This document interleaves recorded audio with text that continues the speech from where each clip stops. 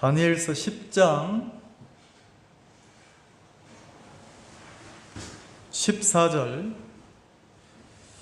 이제 내가 말일에 내 백성에 당할 일을 네게 깨닫게 하러 왔노라. 대저 이 이상은 오래 후의 일이니라. 그가 이런 말로 내게 이를 때에 내가 곧 얼굴을 땅에 향하고 벙벙하였더니 16절. 인자와 같은 이가 있어 내 입술을 만진지라. 내가 곧 입을 열어 내 앞에 섰는 자에게 말하여 가로되 내 주여 이 이상을 인하여 근심이 내게 더함으로 내가 힘이 없어졌나이다. 내 몸에 힘이 없어졌고 호흡이 남지 아니하였사오니 내 주의 이 종이 어찌 능히 내 주로 더불어 말씀할 수 있으리까. 18절. 또 사람의 모양 같은 것 하나가 나를 만지며 나로 강건케 하여 가로되 은총을 크게 받은 사람이여 두려워하지 말라. 평안하라. 강건하라. 강건하라. 그가 이같이 내게 말하매 내가 곧 힘이 나서 가로되 내 주께서 나로 힘이 나게 하셨사오니 말씀하옵소서. 그가 이르되 내가 어찌하여 네게 나온 것을 네가 아느냐. 이제 내가 돌아가서 바사군과 싸우려니와 내가 나간 후에는 헬라군이 이를 것이라. 20절까지 읽겠습니다.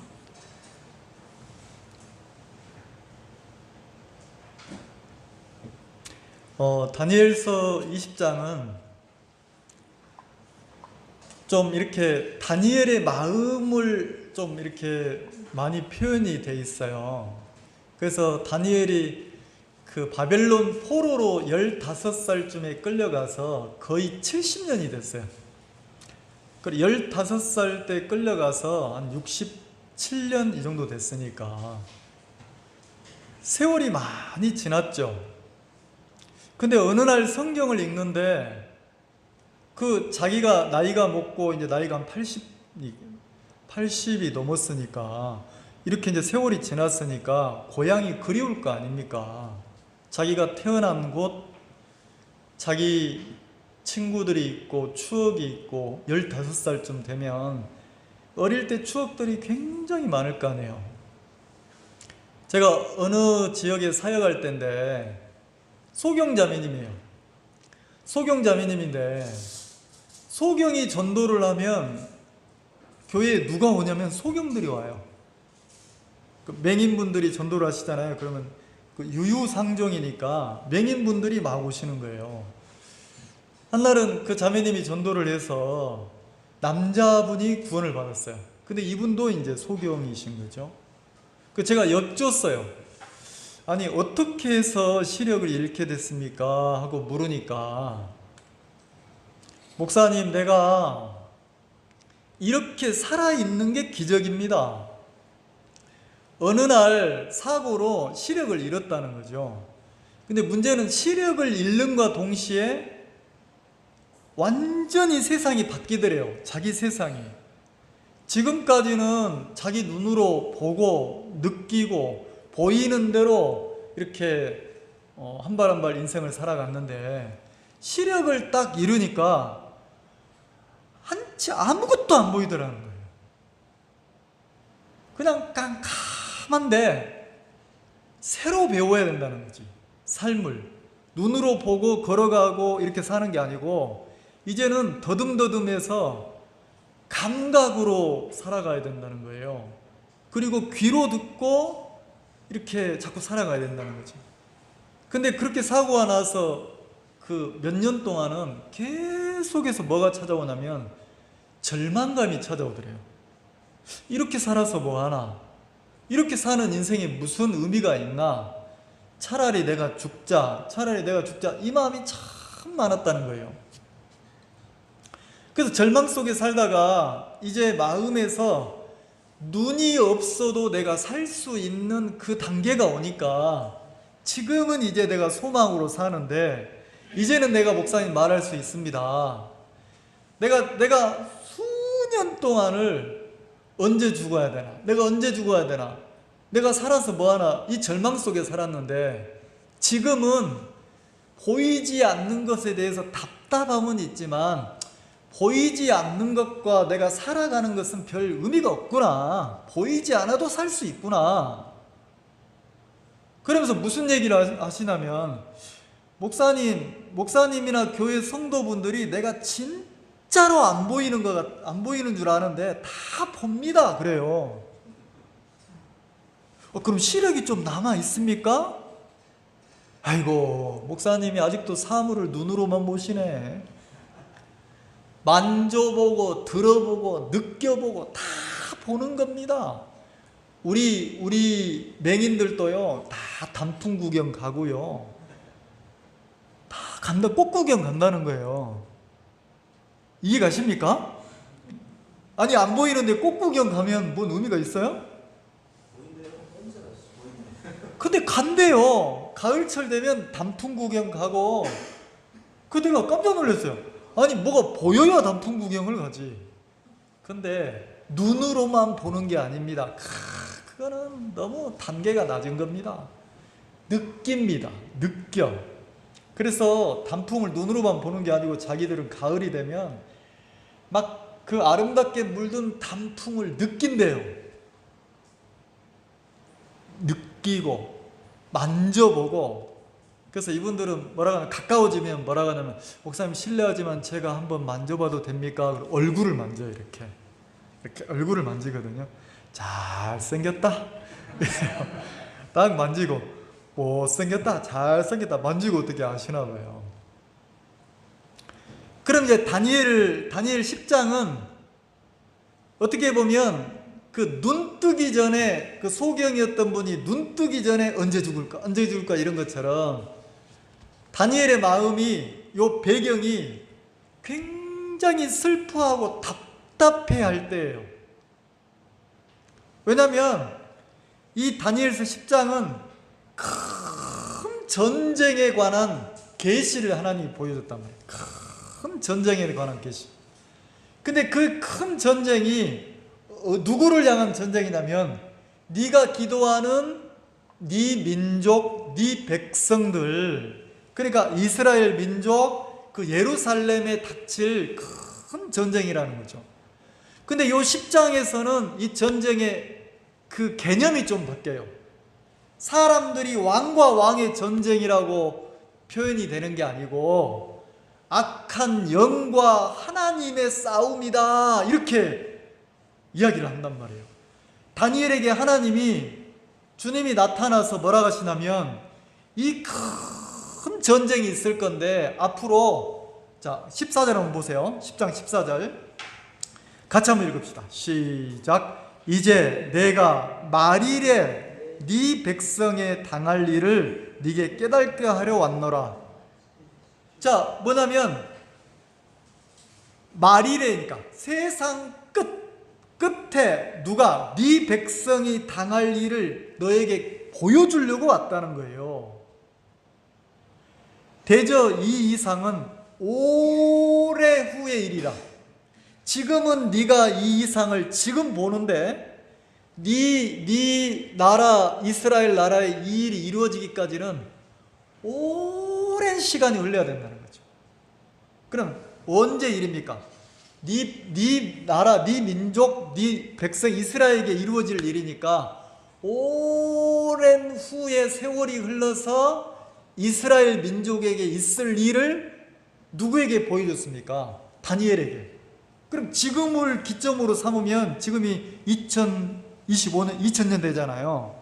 그 다니엘은 그 요때가 한 500, 예수님 오시기 전 500년 전이니까 한 2500년 이상 후에 있을 일이란 말이에요.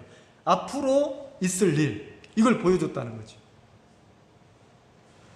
근데 이 이상을 볼 때 다니엘의 마음을 한번 봅시다. 자, 10장 1절. 바하사왕 고레스 3년에 자, 고레스 3년이니까 페르시아의 왕 고레스예요. 고레스가 왕으로 등극한 지 몇 년입니까? 3년. 근데 그 앞에 누가? 자기 장인이 또한 3년을 이렇게 했잖아요. 그 어쨌든 고레스가 왕이 내지 3년에, 그러니까 다니엘이 바벨론에서 페르시아로 나라가 바뀌고서 그때도 총리를 하면서 3년이 지났다는 거죠. 3년. 이해가시죠? 자, 3년에 벨드사살이라 이름한 다니엘에게 이상이 나타났다는 거지. 한 일 이상이 나타나는, 이 일은 참되고 곧 큰 전쟁에 관한 것이라. 다니엘에게 하나님이 이상을 보여줬는데 시기가 언제입니까? 고레스가 왕일 때. 고레스 3년이라고 굳이 기록을 했어요. 3년이라고. 근데 왜 고레스 3년이란 기록이 됐냐면, 자, 2절 한번 읽읍시다. 2절 시작. 그때에 나 다니엘이 이 새 이래 동안 슬퍼하며 새 이래가 차기까지. 자, 이때에 다니엘이 새 이래니까 한 이래는 일주일이잖아요. 3주 동안 다니엘이 새 이래 동안 뭐 했다고요? 슬퍼하며. 그러니까 요 시기에 다니엘의 마음이 마치 그 눈에 시력을 잃으신 분이 절망하듯이 막 자기 민족을 위해서 막 가슴앓이를 하고 막 굉장히 슬퍼하고 있을 때예요. 그럼 마음이 슬퍼 본 적 있으세요? 마음이 막 한없이 무너지면서 슬프면 어떤 현상이 나타납니까? 막 힘이 납니까? 막 식음을 전폐하고 힘을 잃고 막 절망 속으로 빠져들잖아요. 그럼 요때 이 시기에 다니엘이 슬픔 속에, 굉장히 깊이 슬픔 속에 잠겨 있을 때란 말이에요. 슬픔 속에 잠겨 있으면서 그리스도인들은 자, 뭐합니까? 하나님을 믿는 우리는 절망이 오고 낭망이 찾아오고 슬플 때 우리가 할 수 있는 일이 뭡니까? 기도잖아요. 기도를 막 소리 내서도 할 수 있죠. 충만할 때는 막 소리 내서도 할 수 있지만 진짜 내 마음이 슬픔에 잠기고 절망에 잠기면 막 절규하듯이 속으로 기도가 돼요. 속으로. 입으로는 소리가 안 나는데 계속 하나님 앞에 생각이 되면서 기도가 된단 말이에요. 하나님, 이렇게. 자, 그럼 다니엘이 왜 슬퍼합니까? 왜 슬픔에 깊게 잠겨서 3주를 기도합니까? 금식하면서 3주를 왜 기도하냔 말이에요. 자, 그 기도 내용을 한번 봅시다. 3주를 같이 읽읍시다. 시작. 새 이래가 차기까지 좋은 떡을 먹지 아니하고 고기와 포도주를 입에 넣지 아니하며 또 기름을 바르지 아니하니라. 자, 3주 동안 좋은 떡을 먹지 아니하고 포도주를 입에 대지 않고 기름을 바르지 않고, 자, 그 전에는 어땠다는 겁니까? 그 전에는 이걸 다 누렸는데 당연하게 내가 누리던 것을 이제 금식 기간에 뭐 한다는 겁니까? 멈추고 그냥 내가 생명만 유지하도록 이제 음식을 먹고 물을 마시고 그렇게 하면서 기도를 했다는 거예요. 왜? 왜 그렇게 기도합니까? 슬퍼서. 그렇게 돼 있잖아요. 2절에 그때 나 다니엘이 새 이력 동안을 뭐하며? 슬퍼서. 자, 그럼 다니엘이 왜 슬픕니까? 9장에는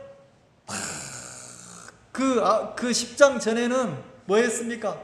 발견했잖아요. 9장에 뭘 발견했습니까? 예레미야 성경을 읽으면서 70년이 차면 이제 내 민족이 지금 이방의 포로로 와서 이 디아스포라로 사는 우리 민족이 고향으로 돌아간다. 뭘 발견했어요? 하나님의 약속을 발견했단 말이에요. 아, 내 고향 본향으로 돌아간다. 그래서 막 기뻐하다가 하나님이 다니엘에게 뭘 보여줬어요?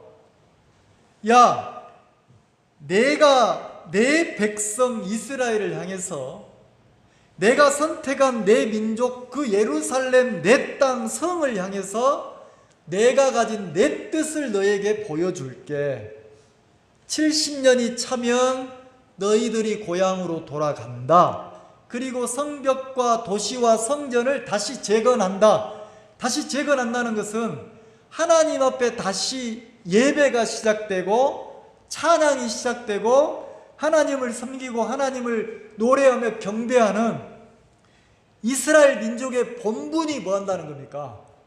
다시 회복된다는 거죠. 자, 그러면 많은 이스라엘 민족이 포로로 끌려가서, 바벨론 포로로 끌려가서 뭘 잃었다는 겁니까? 신앙을 잃었다는 거예요. 하나님을 잃어버렸다는 거죠. 타협되고 이방 민족의 문화를 배우고 이랬다는 거죠. 근데 이스라엘 민족, 하나님이 선택한 민족으로서의 삶이, 선민으로서의 삶이 다시 뭐 한다는 겁니까? 회복될 거다. 근데 그러면서 뭐라고 합니까? 그렇게 돌아가는 게 돌아가서 회복되듯이 내가 선택한 이스라엘, 내 거룩한 땅, 그 선택함을 받았다는 것은 하나님 거라는 거예요. 그럼 그들을 향해서 하나님 어떤 뜻을 가지고 있냐? 70년이 아니라 71회로 기한을 정했다. 71회. 한 일회를 7년으로 잡으면 490년이 지나면 앞에 7일에는 이제 돌아가서 성전과 성벽과 도시를 재건해서 이제 회복이 돼서 하나님을 섬기는 삶이 시작되고, 그 다음에 그 7일회가 지난 42일회 동안은 이제 뭐 한다? 42일회 동안 뭐 한다는 겁니까? 42일회가 차면 누가? 거룩한 자가 기름 부음을 받고, 그 기름 부음을 받고 십자가에서 죽으면서 그 기름 부음을 받은 그리스도가 뭐 한다는 겁니까? 이 땅의 죄악을 어떻게 해요? 하루에 끝내고, 그래서 허물이 마치고 죄가 끝나고 죄악이 영속되고 영원한 의가 드러나고 그런 날이 온다는 거예요. 그리고 이제 마지막 한 일회 동안 7년 동안은 이제 마지막 때라는 거죠. 자, 그러면 이 뜻을 하나님이 다니엘이 9장에서 다니엘에게 보였잖아요. 너희들이 돌아가면 이제 어떻게 한다는 겁니까? 하나님이 역사하시고 일하셔. 너희들이 돌아가면 하나님이 일하신다고 본향으로 돌아가라고 막 이야기를 했잖아요. 근데 돌아갔어요? 안 돌아갔어요? 돌아갔어요. 몇 명이 돌아갔어요? 수백만 명이 끌려왔는데 몇 명이 돌아갔습니까? 자, 요 10장의 배경이 고레스가 왕위에 오른 지 3년이에요. 그럼 고레스 왕이 딱 왕자에 앉아서 왕이 되고 나서 선포한 게 뭡니까? 고레스 칙령을 내렸단 말이에요. 자, 에스라 성경을 한번 봅시다. 그 내용을 한번 712페이지, 711페이지 한번 찾아보세요.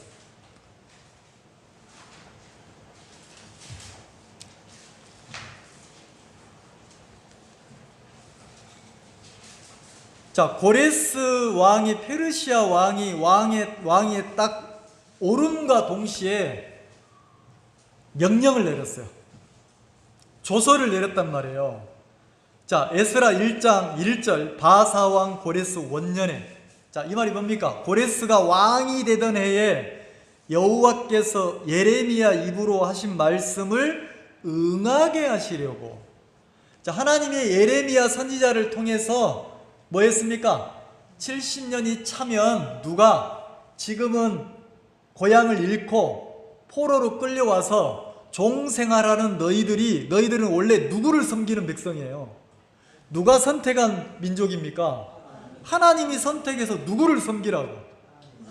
하나님을 섬기라고. 유일하게 하나님께 찬양하고 경배하고 주를 위해서 이렇게 섬기도록, 주님을 섬기면서 기쁨을 누리고 살도록 선택한 이스라엘 민족인데, 이들이 포로로 끌려와서 종생활하고 있단 말이에요. 그래서 하나님이 다시 이제 70년이 차면 돌아가게 하겠다고 예레미야 선지자 입을 통해서 말씀을 했잖아요. 근데 여기 보면 에스라 선지자가 기록을 했단 말이에요. 고레스 왕이 왕으로 등극하고 나서 예레미야 선지자를 통해서 예언했던 그 예언을 하나님이 이루시려고 바사 왕 고레스의 마음을 뭐 했다고요? 감동시키심에. 그러고 뭐 그럴 마음이 없어요. 자, 페르시아의 왕, 제국의 왕이 노예들이 많으면 좋습니까, 안 좋습니까?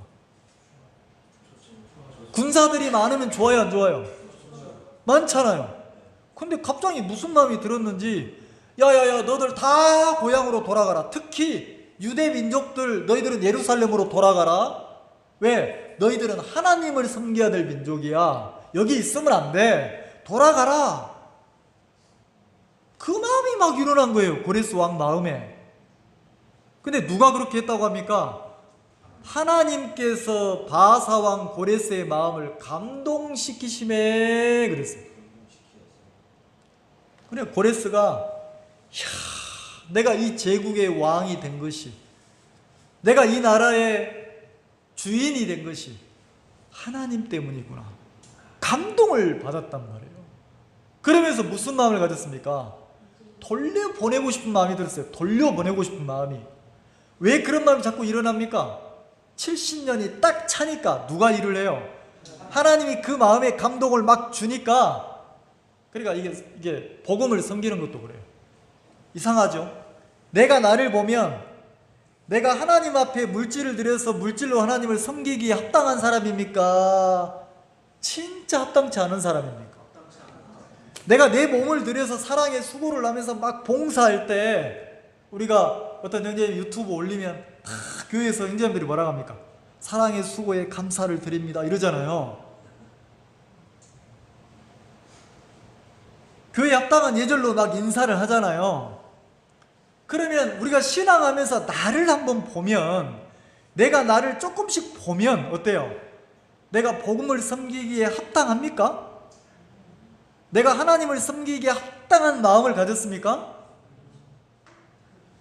내가 수준이 낮을 때는 내가 하면 되지, 내가 하면 되지 이러지만, 아이고 나란 놈이 내 의의를 건드리면, 내 마음의 의의를 딱 건드리면 어때요? 복음을 섬기고 싶어요. 복음이나 교회를 다 무너뜨리고 싶어요. 그게 나더라니까.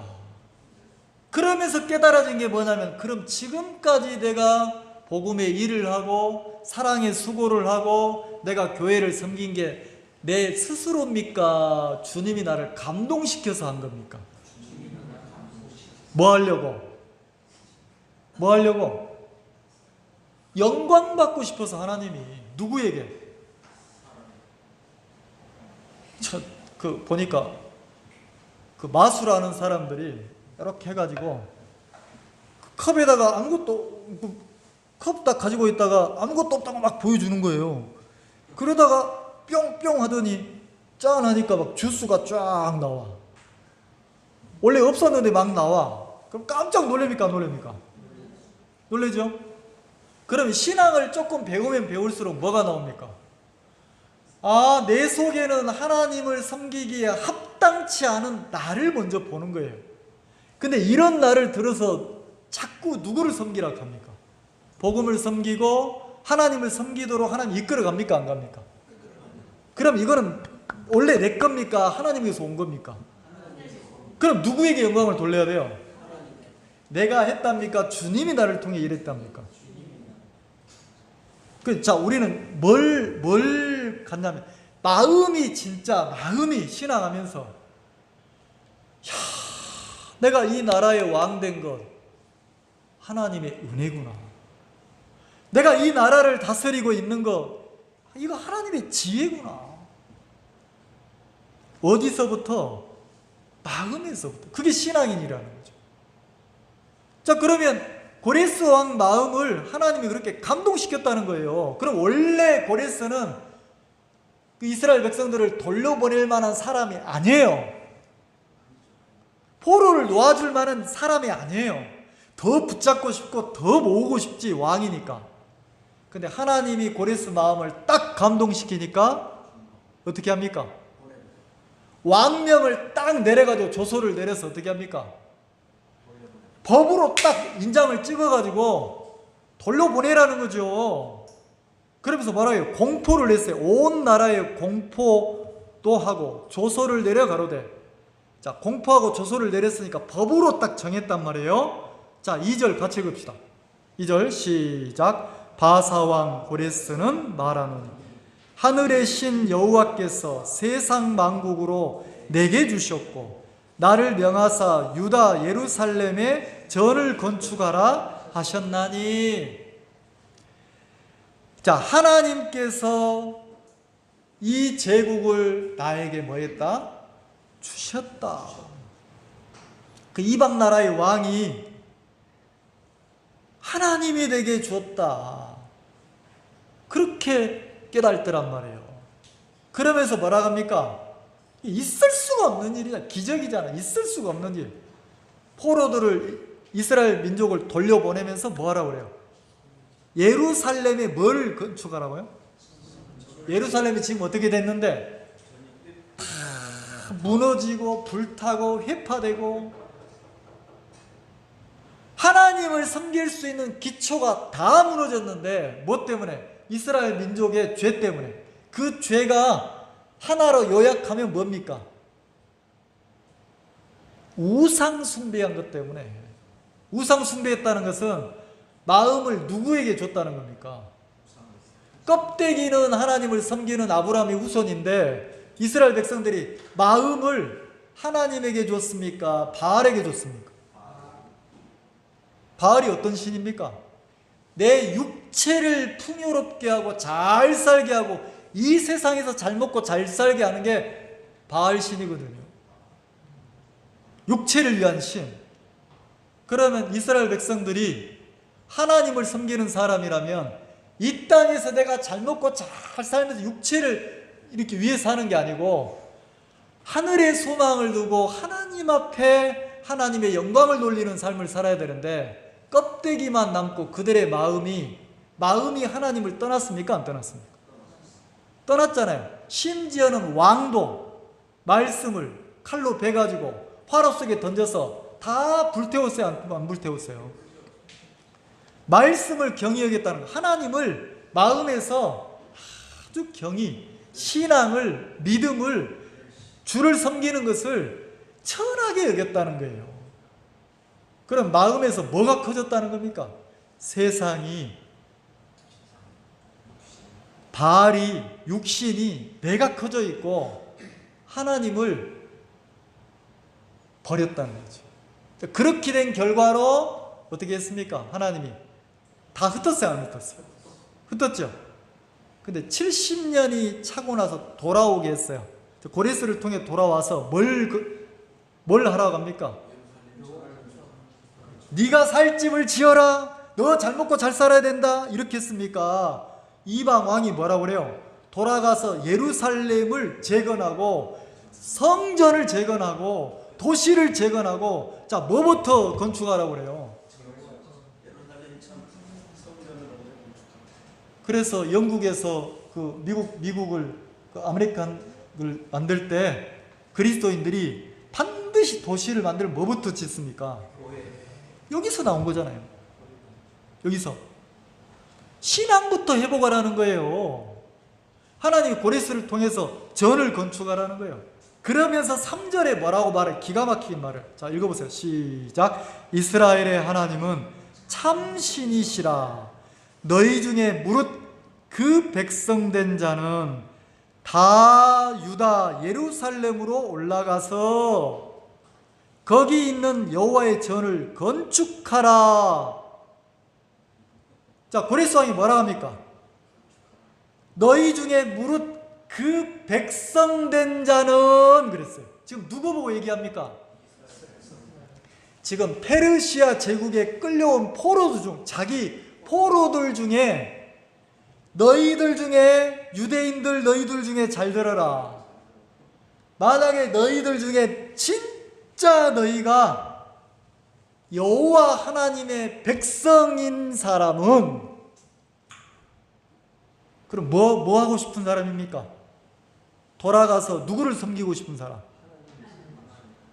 지금 내가 여기서 70년 살았던 내 터를 다 버리고, 내 기초를 다 버리고, 다 회파됐지만 본향으로 돌아가서 누구를 섬기고 싶은 마음이 남아있는 사람? 하나님을 섬기고 싶은 사람이 마음이 남아있는 내 백성, 하나님의 백성된 자는 다 뭐라고요? 돌아가라는 거지요. 올라가서 뭘 건축하라? 여호와의 전을 건축하라. 그럼 그게 무슨 말이에요? 하나님을 섬기고 살기로 마음을 정한 사람은 떠나라는 거죠. 이렇게 명령을 내렸어요. 자, 선택은 이제 누가 해야 됩니까? 수백 명만이 끌려온 이스라엘 백성들 중에 그 왕의 그 선포, 그 조서를 듣고 뭐 해야 됩니까? 생각해야 되겠죠. 갈등해야 되겠죠. 자, 가려고 하니까 70년 동안 읽어놓은 게 아까워 안 아까워? 가고 싶었는데 마침 지금 내 아들, 딸이 혼기가 찼어. 그럼 뭐하고 가야 돼요? 결혼 딱 시켜야 돼. 왜? 그래야 무슨 결혼 부주금이라도 받지. 투자한 게 70년인데. 그래서 가려고 생각하니까 누가 걸려? 딸이, 아들이, 부모가, 자식이, 사업이 걸리는 거예요. 그럼 머리에서는 내가 유대 민족이지, 내가 히브리인이지, 내가 아브라함의 후손이지, 내가 하나님의 선민이지, 내가 하나님을 섬기고 살아야지, 돌아가야 되는데. 근데 뭐가 못 돌아가게 합니까? 이 상황이, 형편이 꼭 우리 모습 같지 않아요? 우리도 머리로는 알잖아요. 내 인생이 얼마 남지 않았는데, 내가 주님을 위해 복음 앞에 신앙인으로 살아도 인생이 짧은데, 내가 한번 하나님 앞에 살아야 되겠다, 복음을 섬기고 주님 앞에 살아야 되겠다, 신실하게 살아야 되겠다, 머리로는 알아. 근데 현실은 내 마음을 끌어가는 형편이 많아요, 안 많아요? 나를 유혹하는 세상의 것들이 많습니까, 안 많습니까? 많잖아요. 그래서 어떻게 합니까? 다음에, 나중에, 다음에, 언제 내가 믿음으로 살았다고? 내가 언제부터 신앙인으로 살았다고? 그럴 때가 많잖아요. 근데 고레스 왕이 뭐라고 합니까? 야, 무릇 그 백성된 자는 누구의 백성입니까? 여호와 하나님의, 너희들이 진짜 하나님의 선택한 하나님의 백성이라면 너희들 마음을 딱 바꾸고 하나님을 섬기는 세계로 가라는 거예요. 가라는 거지. 가서 뭐 하라고요? 성전부터 건축해라. 그럼 뭘 해보가라는 겁니까? 이제 삶의 방향을 내 자신을 위해 살다가 누구를 섬기는 삶으로 시작하라는 겁니까? 여호와 하나님께 찬양하고 경배하고 노래하고 그 주님을 섬기는 데서 오는 기쁨과 평안으로 살으라는 거예요. 이게 지금 고레스 왕을 통해서 누가 말씀하시는 겁니까? 하나님이. 자, 근데 보세요. 이스라엘 백성들이 어떻게 선택했습니까? 자, 2장 64절. 에스라 한 장만 넘겨보세요. 2장 64절 찾으셨습니까? 자, 수백만 명의 이스라엘 백성들 중에 진짜 하나님 앞에 내가 하나님의 백성이다, 난 하나님을 섬기고 살겠다, 그리고 마음을 딱 정해서 그 바벨론을 떠나서 먼 그 여정을 떠나서 이스라엘로 돌아온 사람이 몇 명이라고 합니까? 64절 같이 읽읍시다. 시작. 온 회중의 합계가 42,360명이요. 몇 명이요? 42,360명. 그러면 몇 프로 되지가 않는 거예요. 자, 다니엘은 야 이제 너희들 돌아가. 자, 그러면 고레스 왕이 돌아가라는 칙령을 왕이 반포를 내릴 때 뒤에서 모르긴 해도 기록은 안 돼 있지만 누가 고레스 왕에게 그 말씀을 보여주고 교제를 하고 이야기해서 반포하도록 했다는 겁니까? 네, 하나님이 다니엘을 통해서 일을 했을 거라는 거죠. 이해가세요? 자, 여기 교회 주변에 치과 잘하는데 어디 있어요? 이렇게 하면 이해가 안 가시나? 이 교회 주변에 맛있는 식당이 어디 있어요? 자, 치과 잘하는데 알려면 내가 뭐 해야 돼요? 내가 이빨이 아프게 치과가 어디 있는 줄 알지? 이해가시죠? 그럼 다니엘이 지금 다니엘 10장에 다니엘이 어떻게 합니까? 3주 동안을 금식하면서 그냥 생명을 유지할 수 있는 아주 작은 음식을 먹으면서 금식하면서 기도하잖아요. 왜요? 왜 기도합니까? 뭐해서? 마음이 뭐해서? 슬퍼서. 그럼 마음이 왜 슬퍼요? 자기는 기대했죠. 뭘 기대했습니까? 여호와의 백성인 자들은 돌아가라 반포하면 구름대처럼 일어나서 이스라엘 민족이 뭐 할 거라고 생각했어요? 돌아갈 거라고 생각했어요. 그걸 기대하고 소망하면서 막 기도하면서 하나님, 드디어 우리 민족이 하나님을 섬기게 됐습니다. 본향으로 돌아가게 됐습니다. 이제 이 바벨론을 떠나서 내 민족이 여호와를 섬기고 살겠습니다.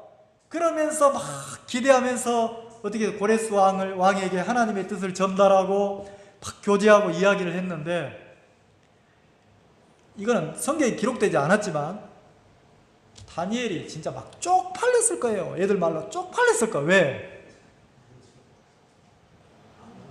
왕에게 막 말씀 들이대고 하나님의 그 이야기, 왕이 감동됐어.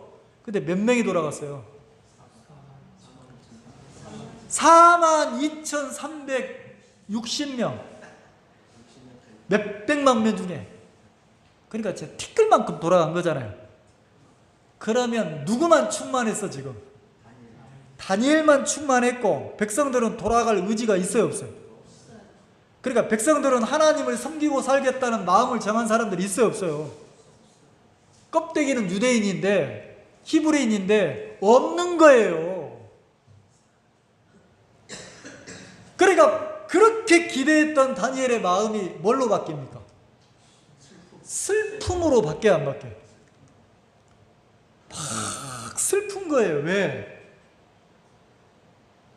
그렇게 살면 안 되는데, 저렇게 결정하면 안 되는데, 지금이 돌아갈 기회인데, 지금 돌아가서 하나님을 섬기는 삶을 시작하지 않으면 이들은 다시는 못 돌아가는데 막 슬픈 거예요. 누가? 다니엘이 너무 슬픈 거예요. 그래서 3주 동안을 금식하면서 슬픔으로 하나님께 기도했단 말이에요. 그게 10장 내용이란 말이에요. 근데 그 다니엘의 마음을 위로하시는 하나님이 10장에 나와요. 누가? 예수님이 직접 나타나서, 계시록에 나오는 것처럼 예수님이 직접 나타나서 그 슬퍼하는 다니엘을 위로하는 거예요. 위로하는 거예요. 그래서 10장은 다니엘이 누구를 봤냐면 주님을 봤어요. 자, 지금 다니엘이 슬퍼하는 건 이해 가시죠? 자, 다시 본문으로 가봅시다. 다니엘 10장 자 7절. 다니엘이 티그리스 강에서 주님을 봤단 말이에요. 그래서 7절, 10장 7절, 이 이상 환상은 나 다니엘이 홀로 보았고, 자, 이 환상이 6절이에요. 6절. 6절이 뭡니까? 그 몸은 황옥 같고, 자, 5절 6절이란 말이에요. 그 옷은 세마포 옷을 입었고 허리에는 우수와 금띠를 둘렀고 몸은 황옥 같고 얼굴은 번갯빛 같고 눈은 횃불 같고 팔과 발은 빛난 놋과 같고 그 입에서 나는 소리는 막 그 우레와 같고. 이게 누굽니까? 예수님, 주님이란 말이에요. 계시록에도 그렇게 기록이 되어 있잖아요. 계시록 1장에도 이 주님이 기록되어 있단 말이에요. 그러면 이 주님을 뭐 했다고요? 자, 7절에 이 환상은 나 다니엘이, 이 이상은 나 다니엘이 홀로 보았다는 거죠. 사람들이 많았는데 다른 사람은 못 보고 무서워서 피해서 숨었고 도망갔고 누구만 봤다고요? 자, 이걸 요약하면 다니엘이 누구를 봤어요? 주님을 봤어요. 하나님을 봤단 말이에요. 그리스도를 봤단 말이에요. 주님을 봤다는 거죠. 자, 그러면 게임 끝나는 거예요. 신앙에서 이러면 게임 끝나는 거예요. 뭐라고요? 내가 아무리 애굽에서 70년 물들어 있어도, 내가 애굽에 젖어 있어도 젖어 있는 그 사람이 여호와 하나님을 한번 딱 보면 어떻게 됩니까? 그럼 끝나는 거예요. 끝나는 거예요. 지금 다니엘은 마음이 뭐예요? 절망하고 있고 슬프고 고통 속에 있잖아요. 너무너무 실망을 한 거예요. 뭘 봤습니까? 바벨론의 그 이스라엘 백성들의 마음을 봤어요. 인간의 마음을, 형편을 봤어요. 근데 하나님이 뭘 보여줍니까? 다니엘아, 그렇게 해서 거기 나오잖아요. 자, 19절 한번 읽어봅시다. 19절이 오늘 주제인데 한번 읽어봅시다. 자, 시작. 가로되 은총을 크게 받은 사람이여 두려워하지 말라. 평안하라. 강건하라. 강건하라. 자, 은총을 크게 받은 사람, 이 말이 뭐냐면 하나님의 사랑을 넘치도록 크게 받은 사람이요. 누굽니까? 하나님이 다니엘을 볼 때 막 사랑이 막 흘러 들어간단 말이에요. 너무 기쁜 거예요, 다니엘을 보면. 왜? 바벨론에 70년 동안 포로 생활하고 있지만 몸은 바벨론이라는 세상에 속해 있지만 다니엘의 마음이 온전하게 누구에게? 주님에게로 향해 있는 거예요.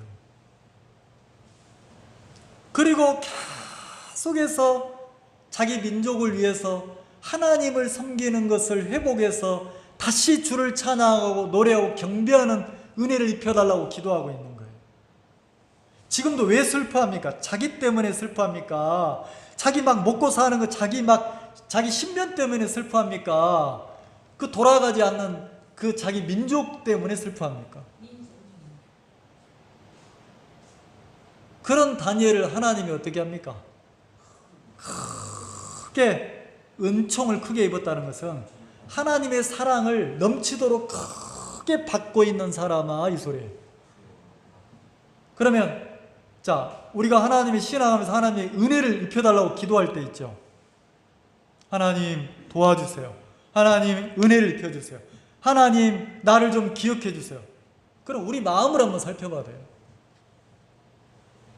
내 마음이 하나님하고 멀면서 은혜를 입혀달라면 하나님은 은혜를 먼저 입히겠습니까? 마음을 돌아오게 먼저 하겠습니까? 그 다니엘은 몸은 바벨론의 포로로 살았지만 마음이 하나님 앞에 온전히 있었다는 거죠. 그러니까 하나님이 다니엘을 볼 때 사랑이 막 흘러가는 거예요. 어떤 사랑이? 작은 사랑이 큰 사랑이라고 표현했어요. 이 큰 은총이 사랑이거든, 하나님의 사랑. 그럼 사도 바울은 뭘 하겠습니까? 자, 그리스도의 사랑이 우리를 뭐 한다고 했어요? 강권하시도다. 그래서 자, 로마서 한번 볼까? 로마서 8장.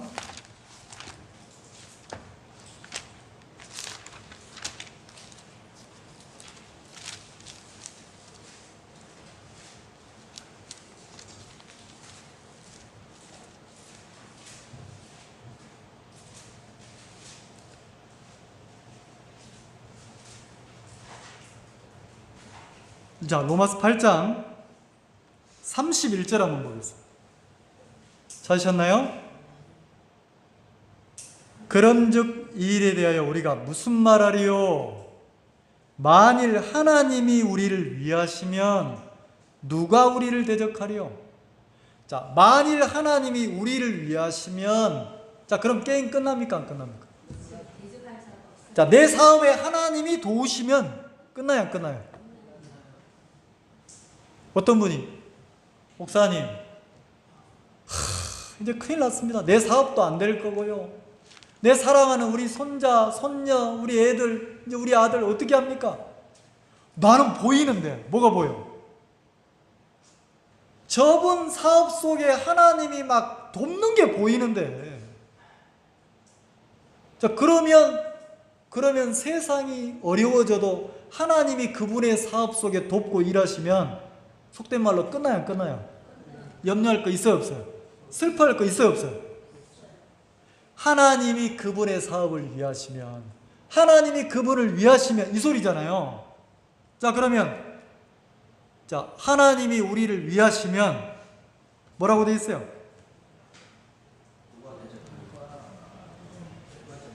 자, 우리를 위하시면 누가 우리를 대적하리요? 자, 우리가 신앙적으로 계속해서 자라지 못하도록, 믿음이 자라지 못하도록 우리를 대적하는 자가 누구예요? 마귀잖아요. 마귀는 계속해서 우리 마음이 뭘 넣어요? 사실도 아니야. 그냥 생각이야. 누구 생각?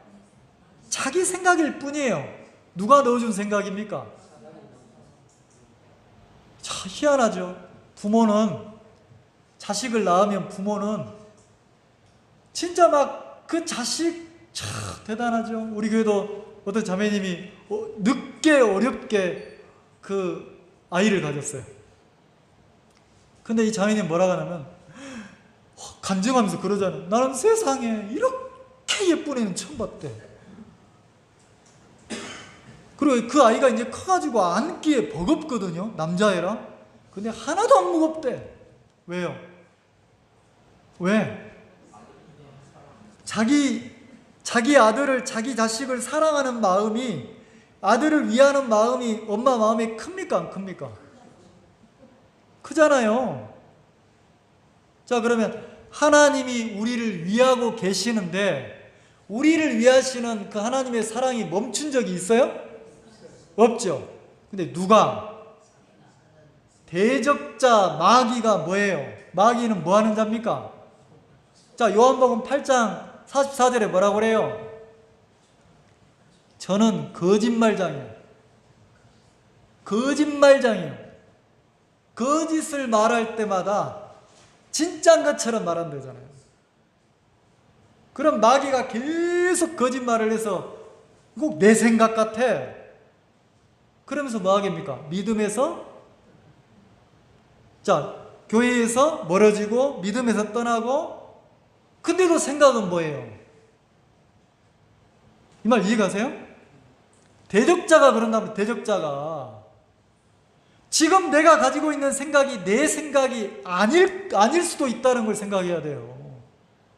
지금 내 마음에 들어지는 마음이 교회와 멀어지고 주님과 멀어진다면 그거는 100% 누구에게서 왔다? 대적자가 넣어준 생각이라는 거죠. 그러면 어떻게 합니까? 그 생각을 품고 가야 됩니까? 털어내야 됩니까? 이 말 이해가세요? 자, 벌이 나를 쏘려고 붙었어. 그럼 어떻게 해요? 얼른 털어내야지.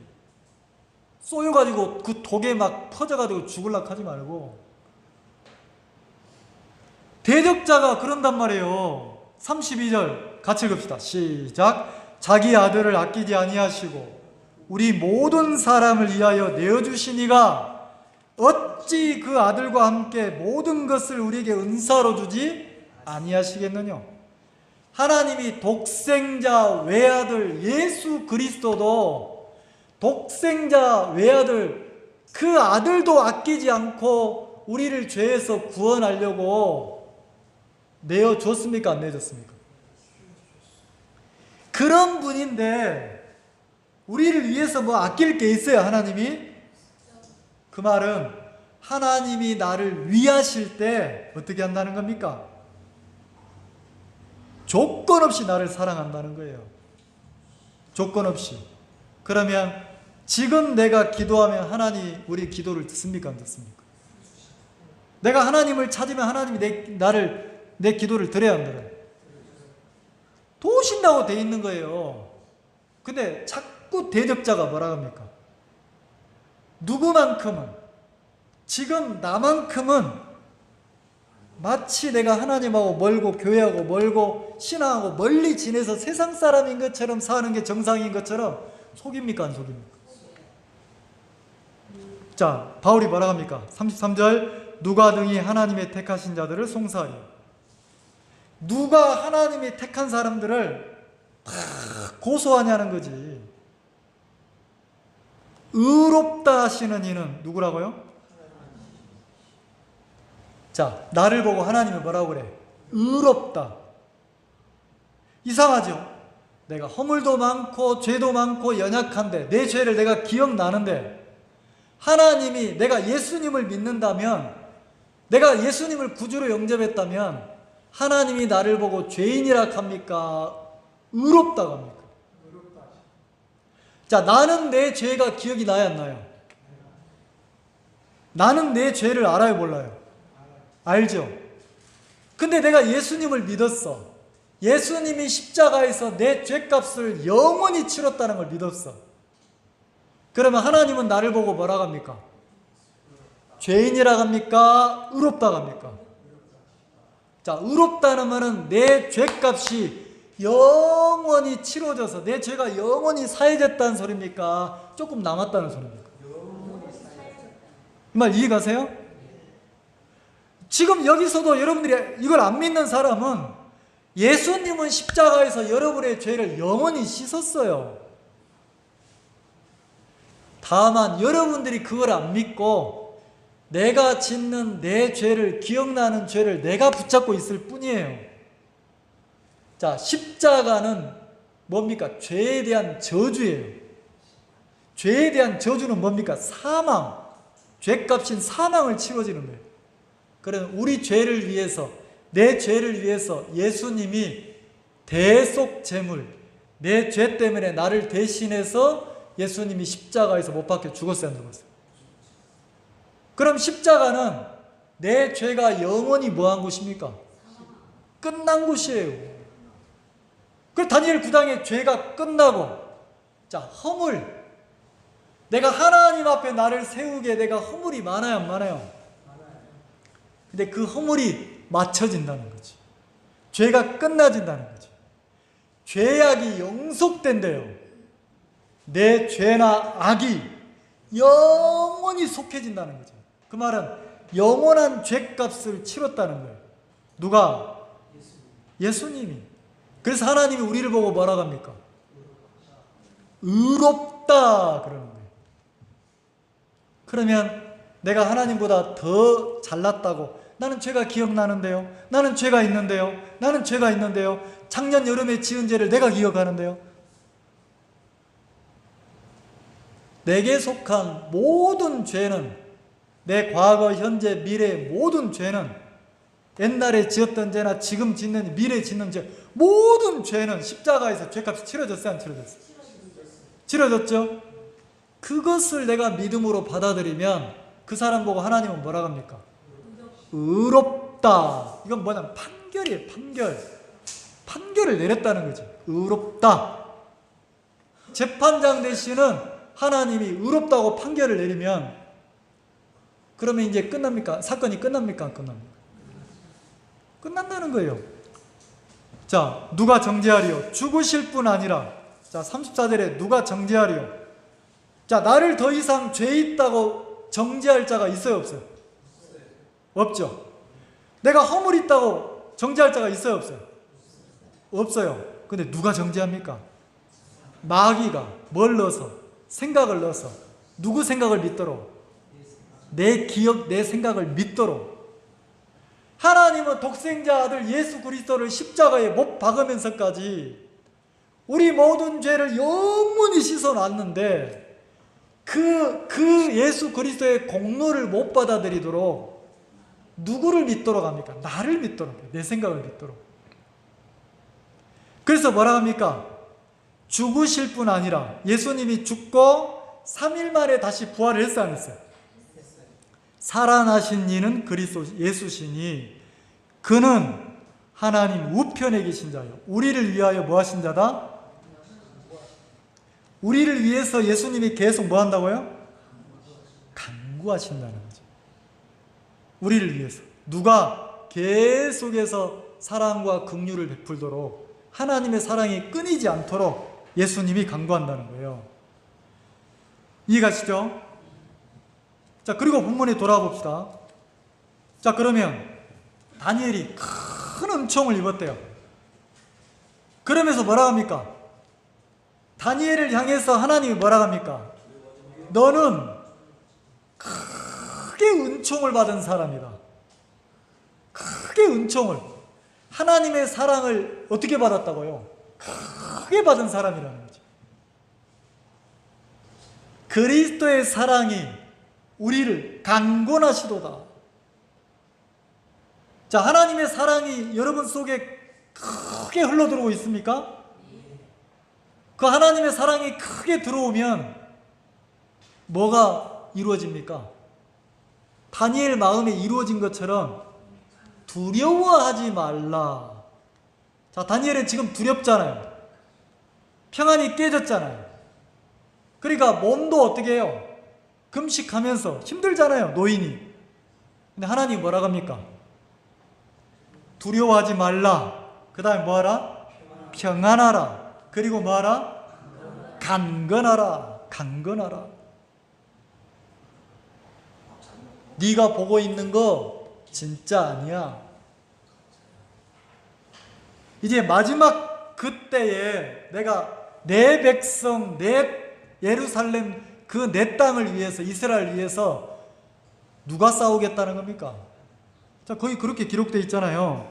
자, 20절. 그가 이르되 내가 어찌하여 네게 나온 것을 네가 아냐? 내가 너한테 왜 온지 아느냐? 그래서 뭐라 합니까? 이제 내가 돌아가서 바사군과 싸우려니 내가 나간 후에. 자, 누가 싸운다고요? 이스라엘을 위해서, 약속을 위해서, 하나님의 뜻을 위해서 하나님의 사자가 싸운다는 거죠. 하나님이 친히 싸우신다는 거죠. 자, 신앙하면서 나를 위해서 주님이 나를 위하시고 나를 위해 싸우고 계시는 게 믿어지면 내가 더 이상 근심할 게 있어요, 없어요? 내 인생 속에 누가 하나님이 싸우시는 게 보이면 내가 슬퍼할 게 있어요? 없잖아요. 우리들의 삶 속에 다니엘이 본 하나님처럼 한번 생각해 보세요. 다니엘처럼 혹시 나도 내 마음에 슬픔으로 가득 채워서 지내고 있지는 않는가? 내 마음에 절망과 두려움을 두고 있지는 않는가? 하나님 뭐라고 하십니까? 다니엘에게 말씀하신 것처럼 내 사랑을 크게 입은 다니엘아 그런 것처럼 하나님이 오늘날도 나를 향해서, 우리를 향해서 그러신다는 거예요. 야, 내 사랑이 너에게 다 흘러들어가고 있어. 너는 나에게 큰 사랑을 입은 자야. 네 마음을 두렵게 하지 마라. 네 마음을 평안하게 해라. 그리고 강건하게 살아라. 자, 이 몸의 강건함은 어디에서 이루어집니까? 심령의 평안함에서 이루어지잖아요. 마음에 하나님을, 나를 위하시는 하나님이 믿어질 때 평안이 오고 그 평안함이 나를 어떻게 합니까? 강건하게 해주는 거예요. 여러분, 믿음이 아무것도 아닌 것처럼 보이지만 믿음은 생명과 같은 거예요. 신앙하는 여러분의 마음속에 하나님을 향한, 마음을 열고 하나님을 향한 믿음을 가져보세요. 누가 나를 위해 싸우신다고요? 하나님이. 하나님이 나와 함께하고 계시는구나. 하나님이 나를 위해 싸우고 계시는구나. 하나님이 나를 위하고 계시는, 이게 믿어지잖아요. 신기할 정도로 두려움이 어떻게 됩니까? 슬픔이 어떻게 됩니까? 물러나져요. 그리고 뭐가 찾아와요? 평안과 소망이 찾아와요. 그리고 내가 어떻게 돼요? 강건하게 되는 거예요. 자, 다니엘에게 하나님이 이런 은혜를 입혔던 것처럼, 자, 우리 여러분의 삶 속에 하나님이 이런 은혜를 입히시기를 원하신다는 거죠. 한 주간 동안 그런 은혜를 또 입으시고, 또 여러분들이 사시면서 여호와로 말미암아서 평안하고 복된 또 한 주간을 보내시기 바랍니다. 기도하겠습니다.